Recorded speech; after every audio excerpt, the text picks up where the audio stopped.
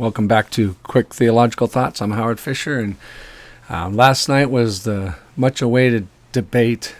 I don't know if it was much awaited, but anyway, the debate between James White and Tim Barber on does God know the future exhaustively? A debate between a Calvinist and an open theist, and open theism has obviously branched into different stripes. But anyway, I just wanted to give a quick assessment, and hopefully I can keep this a quick theological thought.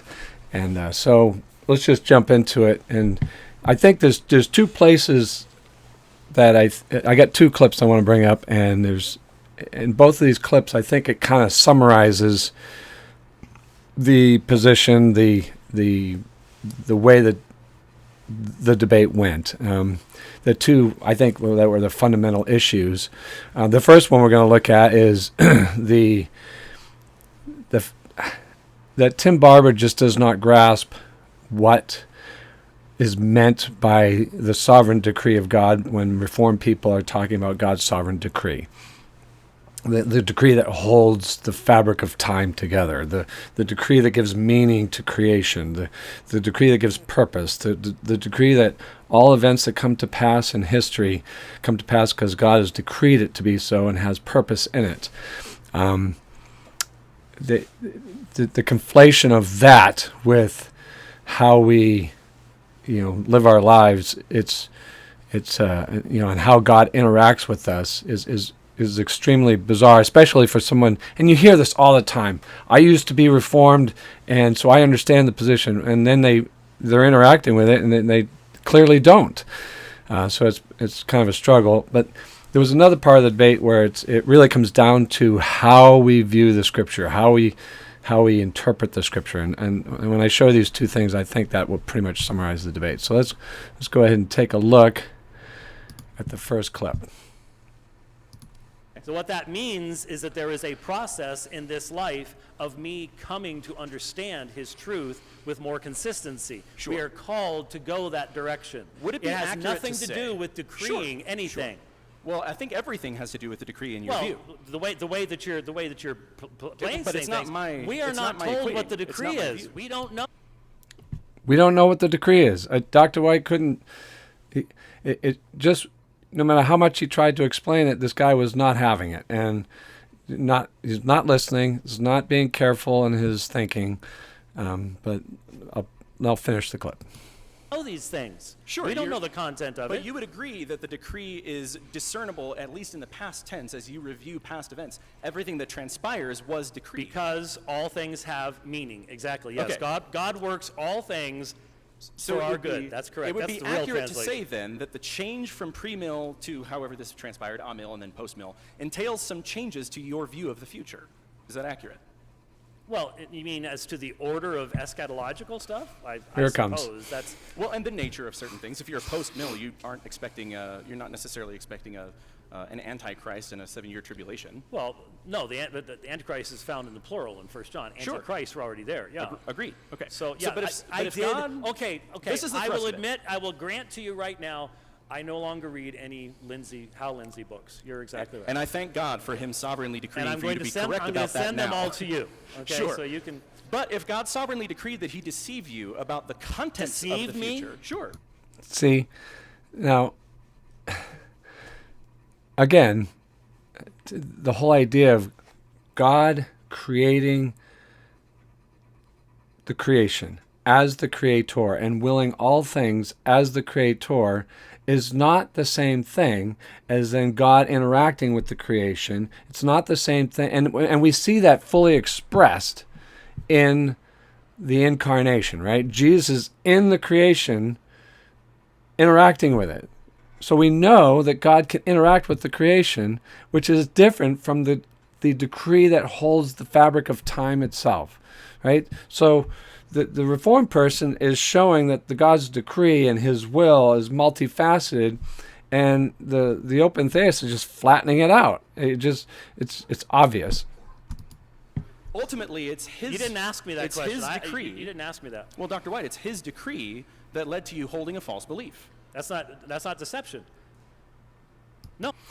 Again, So, I'll just stop it there as far as that goes, because it just keeps going back and forth. This guy just refuses to grasp that the decree is distinct from God's interaction with time, in the sense of coming, interacting with us, interacting with His creation. So it totally doesn't seem to grasp the idea of the transcendence of God.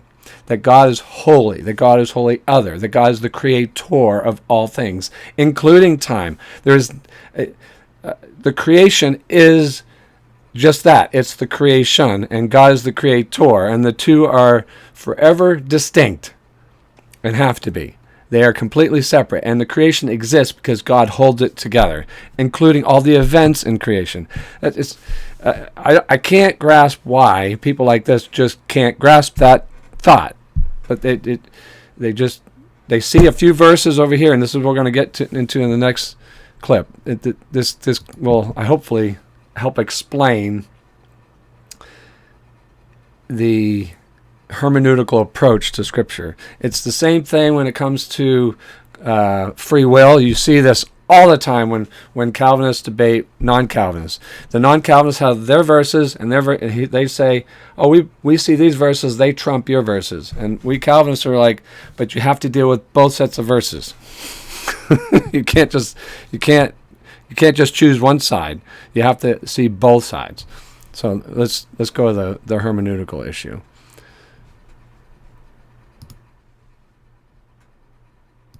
That day be hastened, can its arrival be sped up?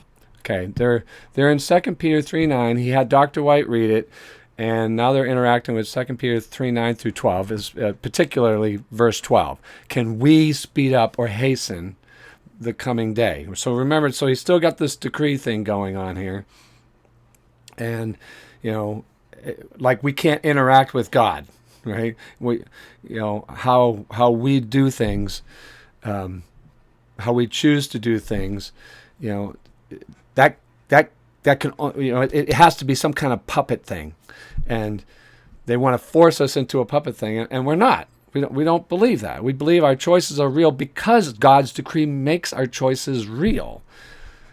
Without God's decree, then you are left with nothing but fatalism. That's what you are.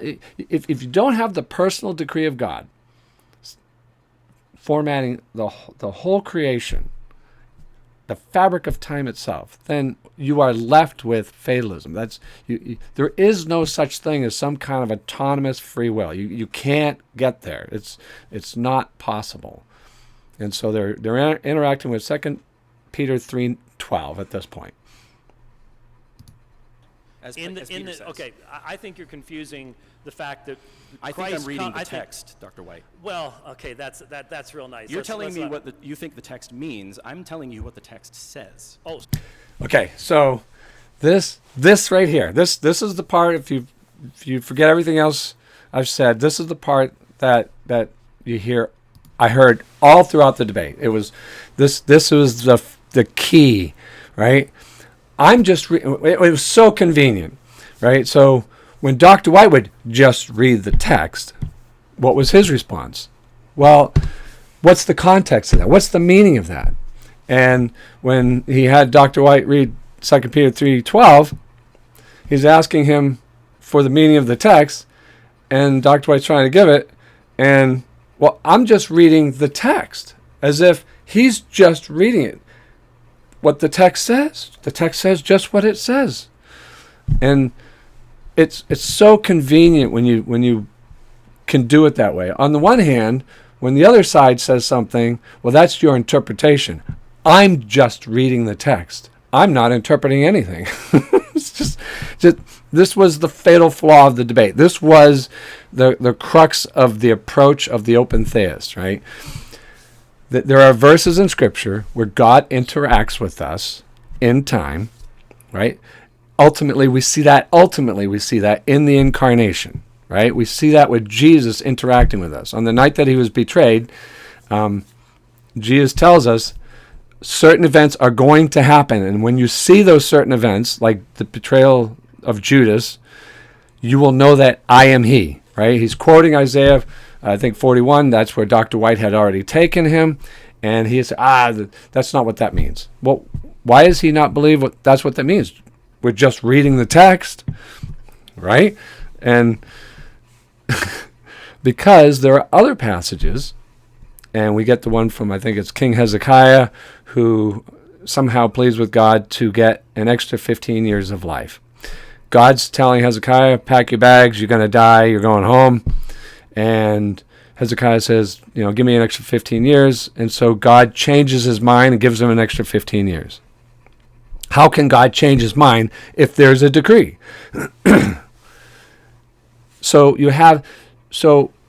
what Dr. White pointed out in the debate was, if we take that hermeneutic and we say, okay, look, and we take that interpretation of those texts in that way, then you are left with a contradiction. And so what Tim Barber says, no. There's no contradiction here. God doesn't know the future exhaustively in the sense of that it's fixed. That God is interacting with us, and so those texts that talk about that God knows the future are simply saying that there are certain things that God wills, and he will accomplish them. But that doesn't mean he wills every single thing that ever happens. That's not what those verses mean. Well, why does he say that? That's an interpretation, isn't it? Well, yeah. Well, where's that interpretation come from? Well, you see, I have my verses over here that seem to show free will, right? And I impose that interpretation onto these other texts. Now, why can't we, on the Calvinist side, take our interpretation of our texts that show that God has exhaustive foreknowledge of everything that will ever happen because of his decree, and force that onto these free will texts? Why can't we do that? So why do they get to do it one way and we don't get to do it to do the exact same thing that they're doing? Okay. The Calvinist isn't doing the same thing that they're doing, because the Calvinist is interpreting both texts in their context. Both are true. That there's an eternal decree of God that is transcendent, that is outside of us, outside of time. That's what God does, which gives the very fabric to time. And then you have what we do in our interaction with God in time. And our interaction with God is real.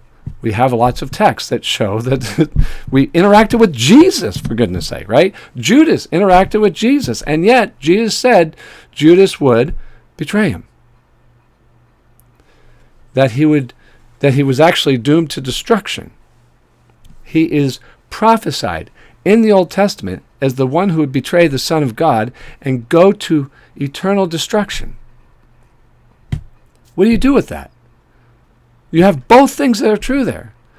God's decree that Judas would betray him, and the real end time playing out with real interactions with real people really doing the things that they do. Okay? You have to allow both texts and to work together and be reconciled together.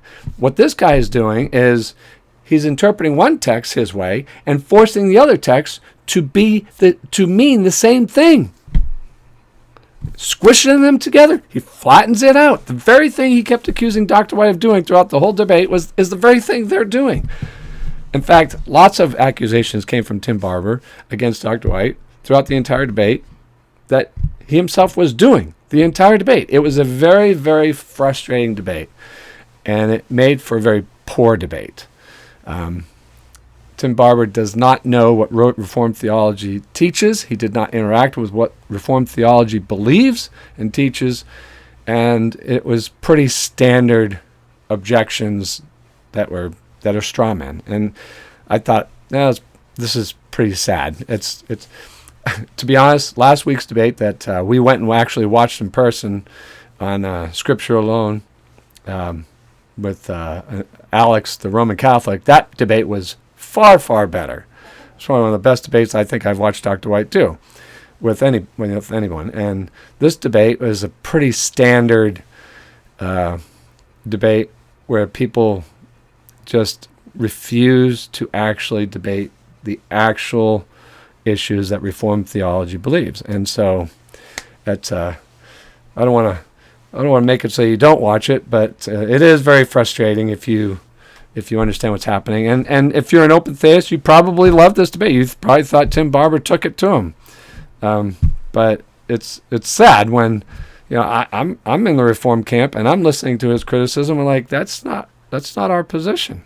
He's criticizing something else, and he's not dealing with the texts that Dr. White brought up, and he wouldn't deal with them in cross-examination. He just wouldn't do it. So anyway, that's my assessment of this debate. So go watch the debate. See what you think. Anyway, God bless. Be good.